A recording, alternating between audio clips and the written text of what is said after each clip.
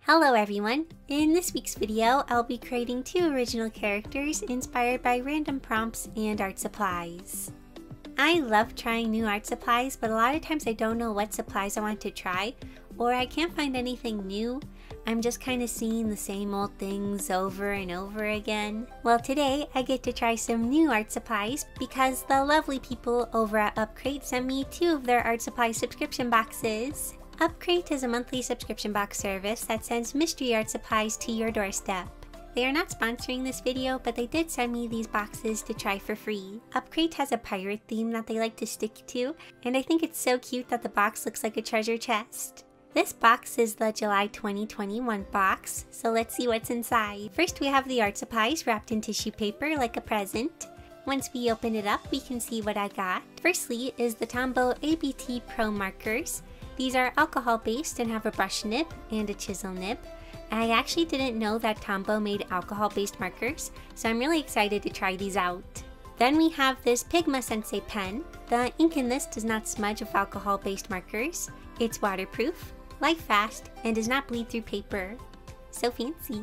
Next we have this high grade Bunzeel Holland pencil. This has HB graphite, so it'll be nice for sketching. Okay, so I'm excited about this next one, and it is the Pen Touch Gold Marker.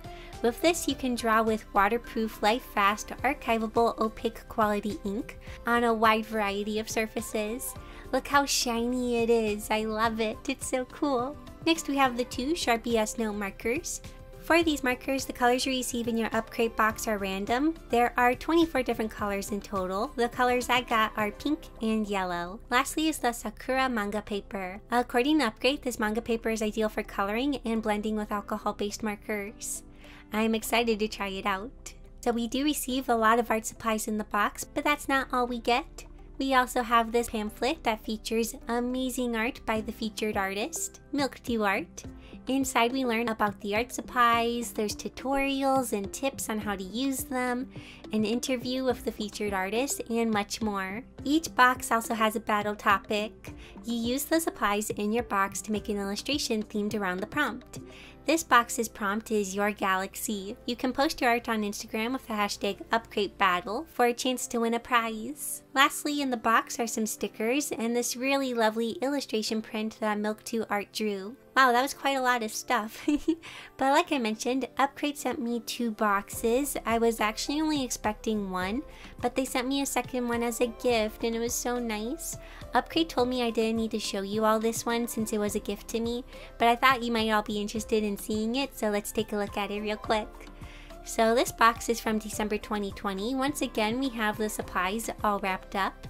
The supplies for this box are these really neat tricolor markers. They are like 3 markers in one, and it's really cool. Oh, also they are water-based and water-soluble, and I'm really excited to try these out. They look like a lot of fun. Then we have this Faber-Castell fine liner, Pentel mechanical pencil, and this Pabeo drawing gum. This is a masking liquid that you use to keep the parts of your paper clean. I've never used this before, so it'll be interesting.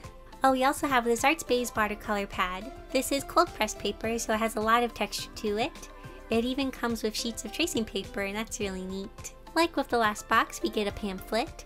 The battle topic this time is crystal clear. We also get stickers and a lovely print illustrated by Vimo Design.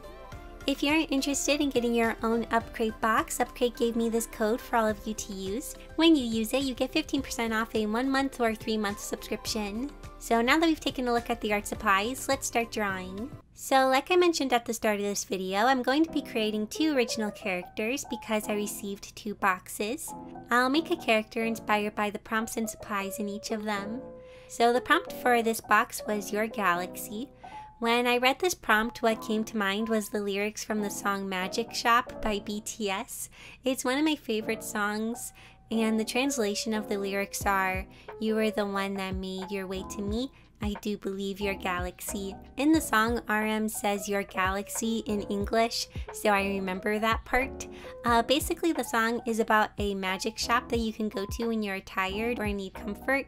It sounds like the magic shop is a cafe because some of the lyrics are, "While drinking a glass of hot tea and looking up at the Milky Way, you'll be alright. Oh, this here is the magic shop." And so I thought to myself, wouldn't it be nice to have some characters that run a shop like that? A comforting place for people to go to. So this first character is a waitress. I wanted her to wear a cute maid-like outfit. I also wanted to include the galaxy theme, so I have little stars and stuff throughout her design. I decided I wanted this character to be in their mid-20s. I don't have very many older OCs, so I thought it'd be fun to have an OC that isn't in their teens or early 20s. For the pose, I'm keeping it pretty simple. She's kind of just grabbing onto her skirt. I kind of wish I could have drawn a full body shot, but that would have made the details really tiny and hard to draw, especially since this paper pad is only A5 size. I decided to have her hair up in a side bun. I figured since she's working, she would want her hair to be up and out of the way. I did add these little side curly bits. I feel like they're an interesting touch and make the hair more fun to look at. So after getting my sketch in place, I lighten it with my kneaded eraser. It wasn't provided in the box, but I figured it's okay to use an eraser to get rid of my pencil lines. So when doing line art, I like to use really thin nibs, and I kind of forgot that the nib of this liner is kind of on the thicker side. So doing line art on small details is kind of tricky. I sort of wish I would have thought about the fine liner more when planning the picture, because I would have drawn it overall larger instead of so tiny. I kind of just had to accept the kind of thicker line art. I mean, it's not super thick, but it is a bit thicker than I wanted. The one thing that is fun about art subscription boxes like this is that they do push you out of your comfort zone and encourage you to try new things. Like, I hardly ever use fine liners for doing line art anymore because I find them a bit hard to control and use. Plus, the black line is really harsh. That's why I often use my colored pencils and my colored twee markers for line art. But this forced me to face my fear and try my best to do line art with different art supplies. It's a fun change of pace. So after finishing the line art, I let it dry for a while, and now it's time for coloring. To go along with the galaxy theme, I'm using the blue Tombow marker for her hair. I tried to color with the marker in a way that leaves a highlight along her bangs. So I leave kind of a blank space and don't color there with marker. I do have a pretty limited color palette for this drawing, so I'm trying to color in a way that gives a little bit of variety. So for the skin, I thought maybe I could use the light brownish colored marker. The marker performs wonderfully and I am able to get smooth colors with it. But maybe I shouldn't have used this color for the skin. It's a bit too cool and a little lifeless looking, and the color just isn't quite right for skin. But there's no going back now. For this character, I wanted her to feel very friendly and welcoming. Like if you went into her shop, you would feel like family. I decided to name her Esther. Esther means star, so it fits the galaxy theme. I imagine that the shop she runs has been passed down through her family, and now she runs it. She wants to create a peaceful, welcoming place for people to come and rest. Her goal is to make the shop feel like home. To be honest, I'm not super happy with how this illustration turned out. If I were to rate it on a scale of 1 to 10 on how I feel about it, I would give it like a 5. I feel kind of meh about it. There are a lot of little mistakes and I feel like I could have made the design more interesting. So I don't think this is Esther's final design. Also, because of my limited color palette, it was kind of hard to make the galaxy theme come across. I saw that some people got blue and purple Sharpies, which made me kind of jealous because I got pink and yellow, which don't really make me think of the galaxy very much. So I kind of wish I would have gotten blue and purple like some other people did. Oh, but I did really enjoy adding the gold bits with the gold marker. They are so shiny and fun to look at. The gold marker is amazing and I definitely want to use it more. This is one of the reasons why art supply boxes are so fun. You might find your new favorite art supply. And this gold pen is definitely one of my new favorites. So here's my drawing of Esther. Like I mentioned, I'm not 100% happy with it, but I did have fun making it and trying the new art supplies. So for this next character, I will use the supplies and prompt from the December 2020 box. I'm actually going to make this character go along with Esther, so he also works at the shop with her. I want him to wear like a fancy waiter or butler kind of outfit.